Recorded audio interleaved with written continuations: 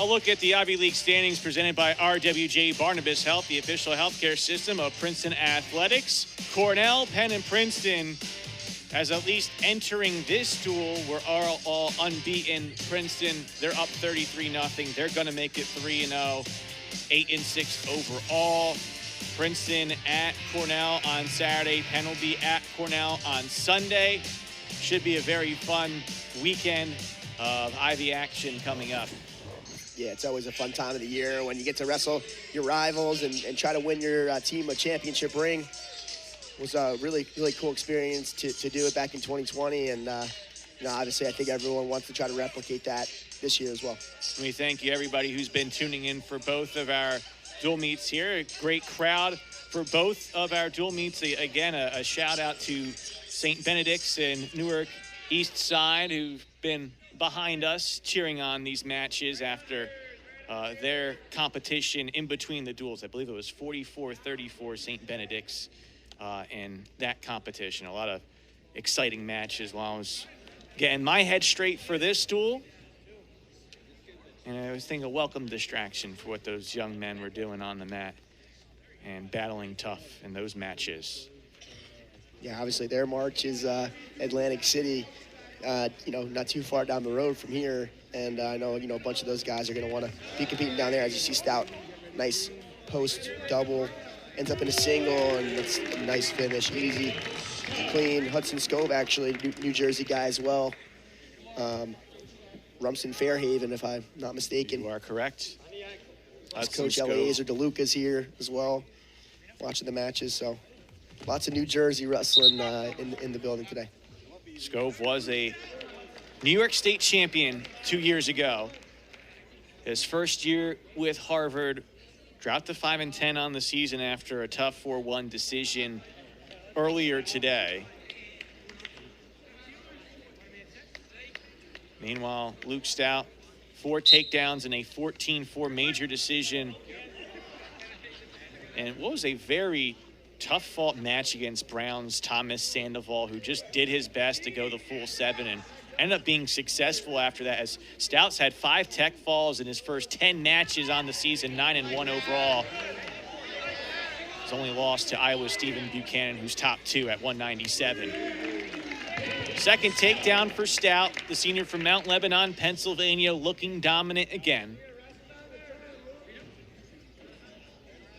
And you talk about someone who, from the get, has been such a dynamic wrestler for Princeton, 3-time NCAA tournament participant. But what he's looking for is at the least a top 8 finish this year and get All-America status. Oh, and he's beaten All-Americans before. He's got the abilities to, in my opinion, win a national championship. And obviously it's, there's a lot of factors, but who knows? You never know. Anything can happen in March. And 197 is stacked once again this year. That is for sure. And it was that match against Buchanan in the trip to Iowa that was a rough one for Stout. Then he had to deal with the injury, came back, did not compete at Midlands. That would have been a real good litmus test in Illinois to see really where he stood among many of his peers here at 197. But I think in the meantime, you consider what may happen in a few weeks in the Ivy Championships. Some of the matchups we could see might be some of the matchups we see on Saturday, or perhaps in 2 weeks in Philadelphia against Penn.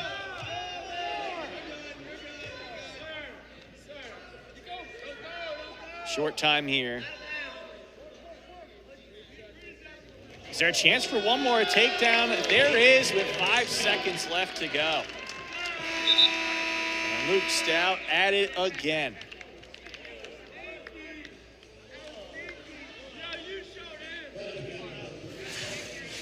So the first period comes to an end, and business per usual for the Princeton 197. Yeah, just finding ways to score points, and short time takedowns obviously right here was huge, and making it 9-2 going into the second period. You got to feel good with 3 takedowns in the first. And it took him a matter of seconds to earn his first point by the way of escape.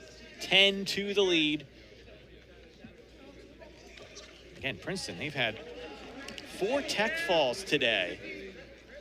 In this meet alone, 7 between the 2 in the doubleheader. They might be going for an 8th as Luke Stout has his 4th takedown.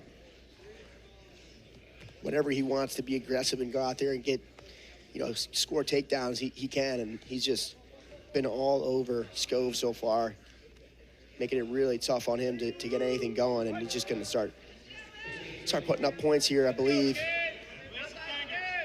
Well, you can count on one hand the Division I wrestlers that have a tech fall percentage in terms of percentage of their total matches be over 50.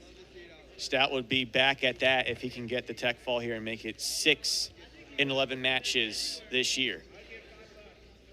It's a pretty cool stat. I like that stat, actually.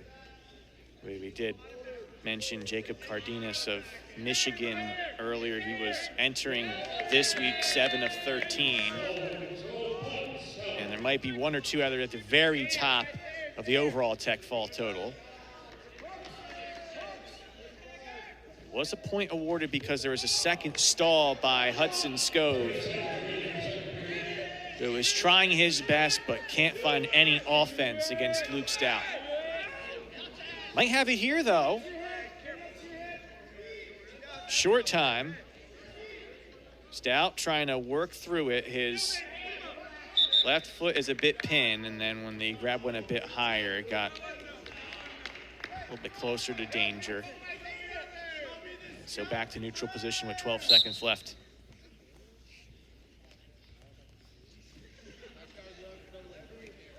Don't think either wrestler's going to push it here.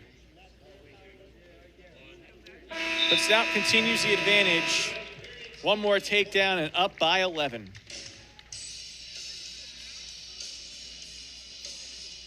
Skove is going to choose bottom.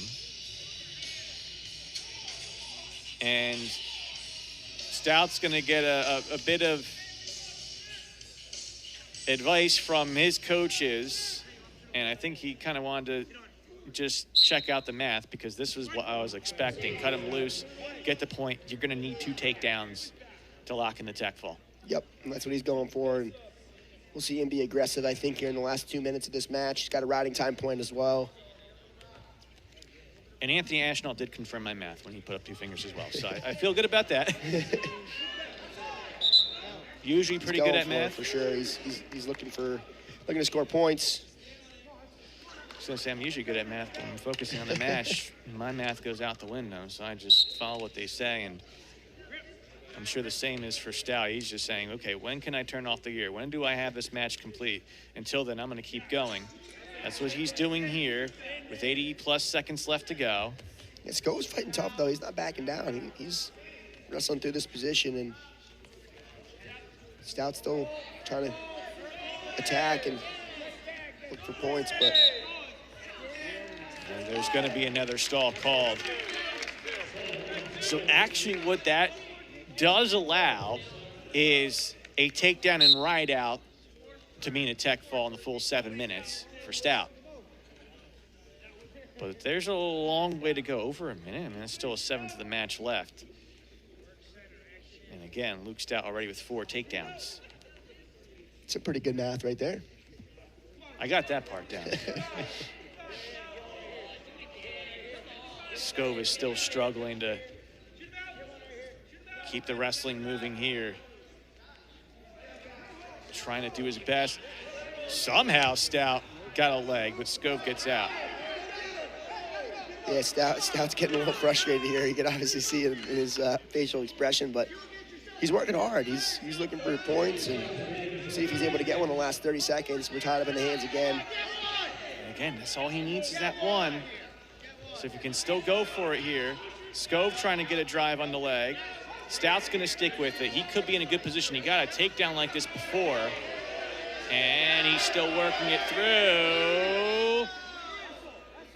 He's got to get the 3. He does in short time, and it will be tech fall number 6 on the season for Luke Stout. It took the full 7 minutes and a bit of frustration before getting it 19-4. finding ways to get team points up is what you want to see as a coach. And Luke Stout, the captain, doing a really good job finding a way to get some extra bonus for his team. 6 takedowns in this match, 10 on the day between the 2 matches. And that leaves Sebastian Garibaldi. As you see, a replay of another 2 takedowns